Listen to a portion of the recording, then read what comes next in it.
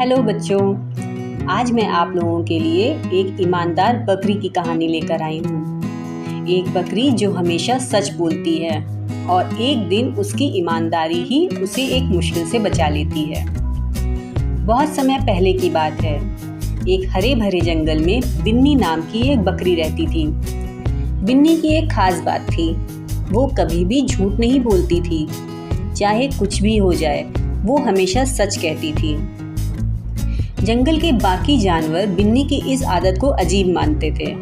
कुछ कहते, थोड़ा झूठ बोलने में क्या बुराई है, तो कुछ कहते, इतनी ईमानदारी से भी कोई बचता है क्या। लेकिन बिन्नी को कोई फर्क नहीं पड़ता था। वो हमेशा मुस्कुरा कर कहती, सच बोलने से मन हल्का रहता है और सच कभी धोखा नहीं देता। एक दिन की बात है। एक भूखा शेर, जिसका नाम शेरा था, जंगल में घूम रहा था। उसकी भूख बेकाबू हो रही थी। वो शिकार की तलाश में था। तभी उसकी नज़र बिन्नी पर पड़ी। शेर दहाड़ा, रुक जा बकरी, अब तू ही मेरा खाना बनेगी। बिन्नी डर तो गई, लेकिन उसने हिम्मत नहीं हारी।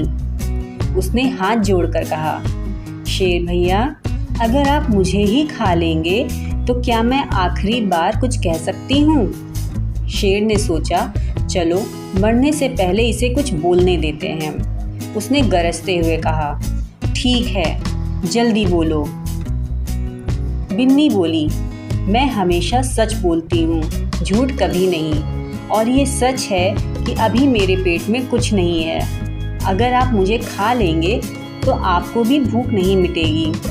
क्यों ना आप मुझे एक दिन का समय दें, मैं खूब हरी हरी घास खाकर लौटूंगी मोटी ताज़ी होकर, तब आप मुझे खा लेना। शेर को लगा बात में तो दम है।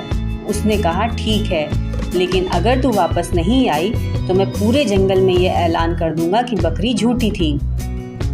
बिन्नी ने सर हिलाया और बोली, मैं लौटूंगी, क्योंकि मैं कभी झूठ नहीं बोलती।